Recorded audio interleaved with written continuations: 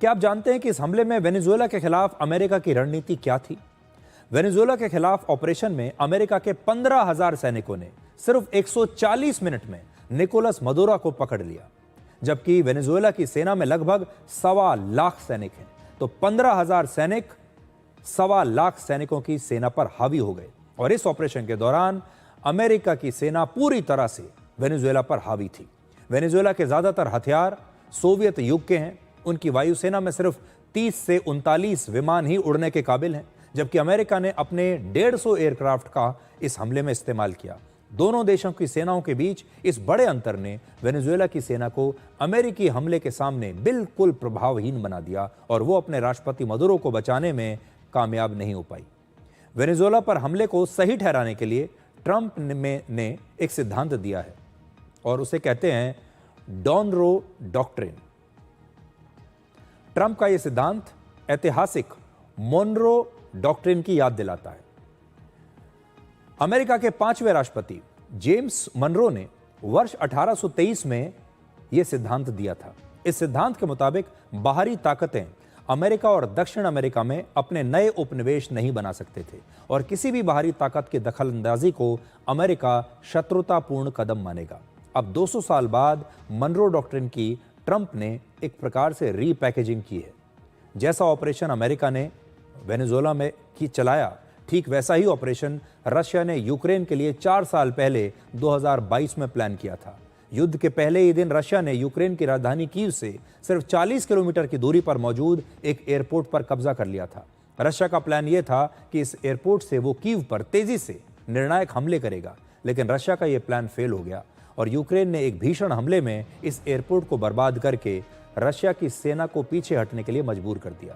अगर तब रशिया कामयाब हो जाता तो शायद 4 दिन में ही कीव पर रशिया का कब्जा हो सकता था और जो युद्ध 4 साल से चल रहा है वो 4 दिन में समाप्त हो जाता।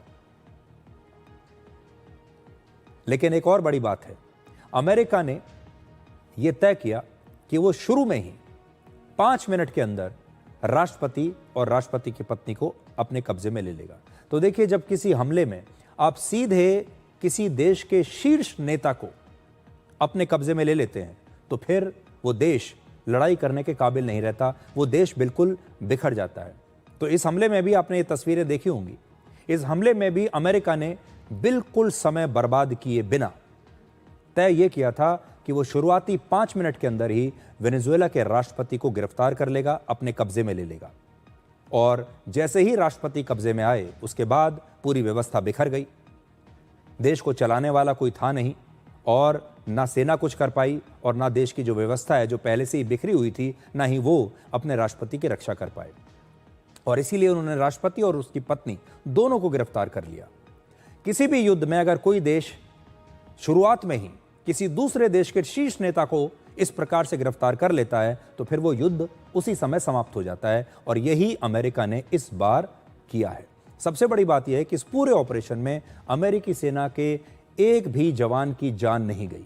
यानी अमेरिकी जो सेना थी, डेल्टा फोर्स के जो कमांडोज थे, सारे के सारे सुरक्षित वापस आ गए।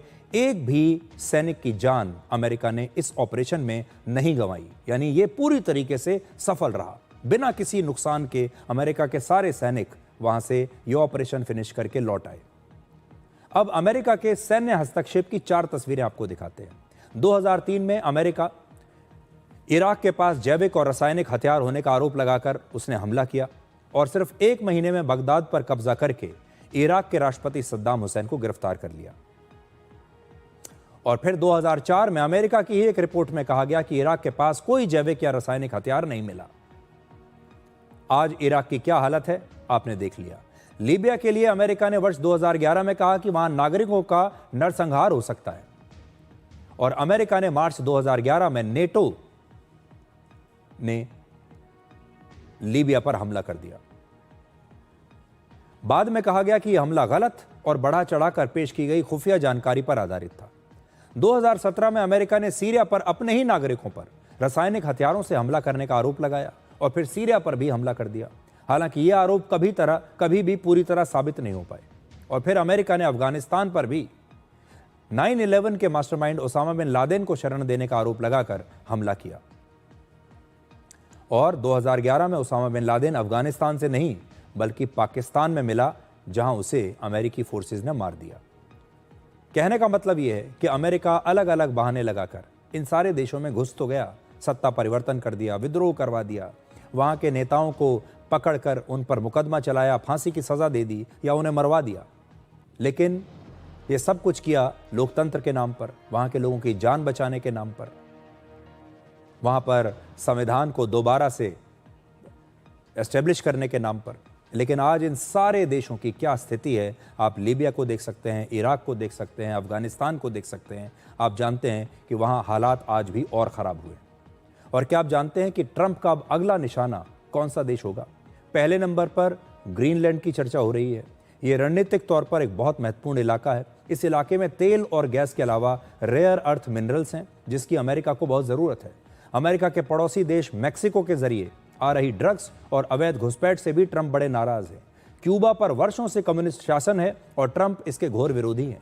अमेरिका अपने एक और करीबी देश पनामा में चीन के बढ़ते प्रभाव को पसंद नहीं कर रहा, इसलिए वहां भी वो ऐसा कुछ कर सकता है। और ट्रंप ने कोलंबिया को ड्रग्स नेटवर्क पर सख्त एक्शन न लेने का उस पर भी आरोप लगाया है। और ईरान में प्रदर्शनकारियों के खिलाफ हो रही हिंसा पर राष्ट्रपति ट्रंप ने दखल देने की चेतावनी पहले ही दे दी है। ये सारे देश वो हैं जो अब अमेरिका के रडार पर हैं और इन देशों पर अमेरिका की नज़र लगातार बनी हुई है। और खुद राष्ट्रपति ट्रंप कह रहे हैं कि वो इन देशों में कोई भी नया कदम उठा सकते हैं।